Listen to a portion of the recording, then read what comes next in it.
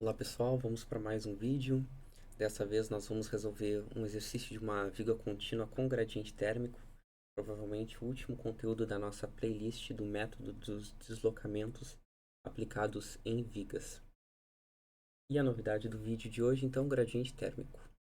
Antes de começar o exercício, se está novo no canal, considere se inscrever, para que a gente consiga lançar mais exercícios de estruturas, falar de mais conteúdos relacionados à engenharia civil.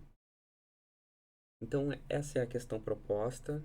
É uma viga contínua. Aqui na seção BC está sujeita a um gradiente térmico. Nós temos uma temperatura prescrita na seção superior de 30 graus e uma temperatura na seção inferior prescrita de 60 graus. E na questão nos é dado a rigidez da flexão, o coeficiente de dilatação térmica e a altura da seção transversal de 30 centímetros. Então tá. Nesse caso, o processo é o mesmo que a gente já estava fazendo até agora, é verificar quantos deslocamentos são permitidos a cada nó da minha estrutura. Nesse caso, adotando um sistema de convenção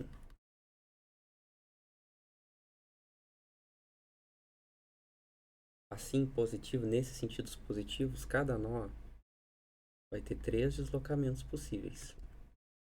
Isso porque a gente está trabalhando com uma viga.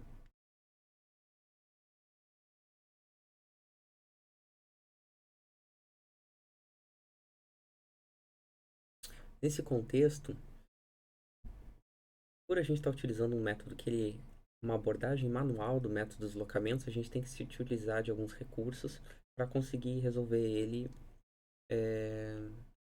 de uma maneira que seja possível resolver manualmente, né, que não precise de computador. O que a gente pode analisar aqui? A primeira coisa que a gente pode analisar é que a gente não tem carregamento nem na transversal, nem em nenhum dos sentidos de carregamentos, nem em X nem em Y. Nesse contexto, eu já sei de cara que os meus deslocamentos de translação, que são em X e Y, vão ser zero. Então aqui eu já posso deletar, aqui ó, já posso deletar esses aqui, aqui também, em B também e em A também. Então nessa primeira simplificação eu acabo tendo, por enquanto, 4 deslocamentos incógnitos com essa primeira simplificação.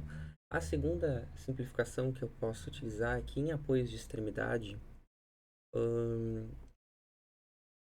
eu não preciso calcular o meu deslocamento incógnito de rotação, pelo fato que meu estado zero já comporta uma análise de uma ação de engastamento perfeito de uma seção que é apoiada engastada. Nesse contexto, então, esses dois deslocamentos aqui não são necessários de serem inseridos como deslocamentos incógnitos. Então, me falta, nesse caso, eu fico com 2 deslocamentos incógnitos necessários, os dois de rotação, um em B e outro em C. Então, no meu sistema principal, eu vou estar impedindo esses deslocamentos, colocando a minha chapinha e representando aqui, então, os meus deslocamentos incógnitos D1 e D2. E calculo a minha ação nodal direta. A ação nodal direta em 1 é igual a ação nodal direta em 2, que é igual a 0, já que eu não tenho nenhum momento inserido diretamente nos meus nós B e C. Então, ação nodal direta, 0. Agora, eu vou para o meu estado zero, onde eu coloco as minhas ações externas, os meus carregamentos externos. E aqui que entra a novidade da carga térmica tipo gradiente. Porque o que acontece? A carga térmica tipo gradiente, ela vai exercer um esforço do tipo de momento na minha seção. Pelo fato de que nesse contexto a temperatura inferior ela é mais alta, eu vou ter então uma dilatação da seção inferior com relação à seção superior. Mas como que eu calculo então quais são esses momentos aplicados nessa seção? Eu vou na minha ações de engastamento perfeito, na minha tabela de ações de engastamento perfeito, e vou analisar a seção referente à carga térmica tipo gradiente. Então eu vou na minha tabela, eu deixei aqui do lado. A seção primeira, ela é engastada, né? Porque é só para essa seção aqui BC. Então, engastada, eu tenho aqui, ó, essa seção aqui, para comportar cargas térmicas. Então, aqui eu tenho a temperatura inferior menos temperatura superior sobre a altura, que é a altura da seção transversal. E aí eu tenho os meus momentos aqui. MA igual a menos MB, que é igual a rigidez da flexão, vezes o coeficiente de dilatação, vezes o gradiente que a gente vai estar calculando agora. Então, o gradiente está aqui, esse gradiente térmico.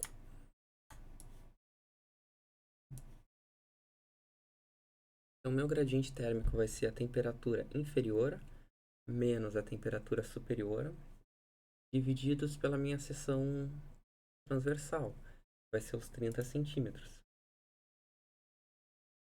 E com esse gradiente térmico eu consigo já calcular os meus momentos.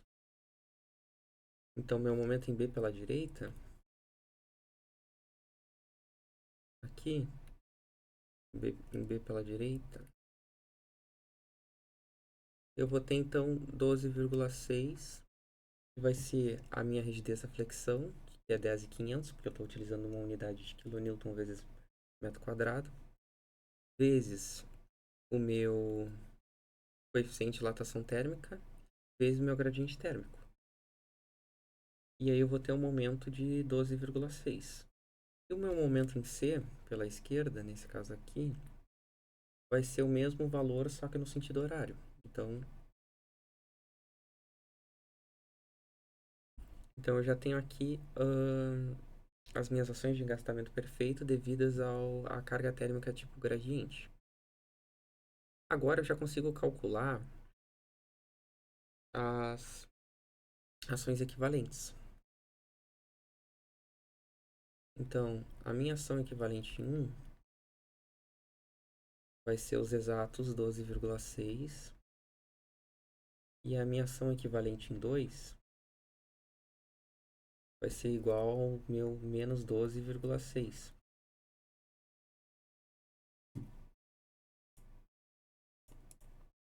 Né? Então, o estado 0 calculado. Agora, o meu estado 1. Estado 1 eu vou prescrever uma rotação unitária. Nesse sentido de rotação, eu vou prescrever um deslocamento unitário. Nesse caso, de rotação, pelo de fato de que a minha incógnita D1 é de rotação. Então, eu vou estar aqui prescrevendo uma rotação unitária. E eu vou analisar os meus coeficientes de rigidez decorrentes dessa implicação dessa rotação. Então, nessa seção aqui, a primeira seção, eu tenho um apoio engaste. Nessa seção aqui. E na segunda seção, eu tenho um engaste-engaste. Então, eu vou na minha tabela dos coeficientes de rigidez e eu tenho um apoio-engaste. Então, esse é o primeiro trecho. E para o segundo trecho, eu tenho um engaste-engaste. Com prescrição de rotação na esquerda. Então, essas são as imagens referentes aos meus coeficientes de rigidez. Que já estão aqui inseridos. Certo? Aí eu só preciso calcular, então, meus coeficientes de rigidez. Referentes, então, aqui em B. Opa, em C. Aqui em C. Que vai ser a soma 3i sobre 3. Aqui, essa soma. Mais 4i sobre 4. E o meu coeficiente de rigidez 2,1, né? Porque aí faz referência ao deslocamento 2, estado 1. E aí vai ser só essa parcela de 2i sobre 4. Então, já calculei todos os meus coeficientes de rigidez. Agora eu calculo o estado 2. Estado 2, vou prescrever uma rotação unitária em C. Aqui é C. E nesse caso é o mesmo contexto. Eu vou estar analisando o trecho BC, que ele é engastado, e o trecho CD, que ele é engastado apoiado. Então, o meu trecho BC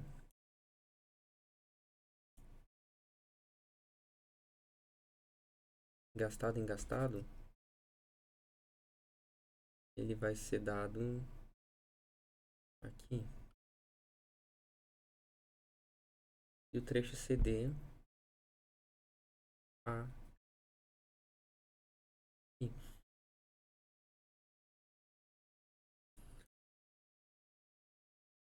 Faço essa sobreposição, então, referente ao estado 2, e consigo calcular os meus coeficientes de rigidez. Então, K12, que é referente ao deslocamento 1, estado 2, vai ser só o 2i sobre 4.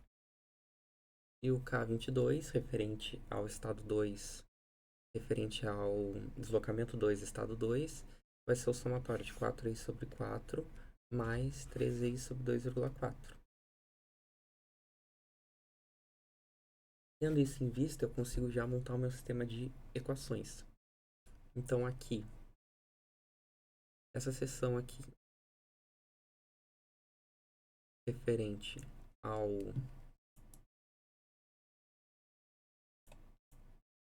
às ações nodais diretas. Essa segunda seção aqui, essa segunda seção referente às ações equivalentes. Essa parte aqui,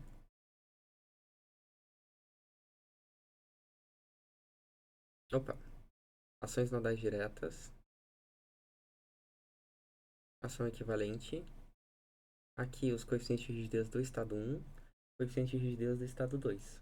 Então a gente fica com um sistema de equações 2 por 2, bem tranquilo de resolver.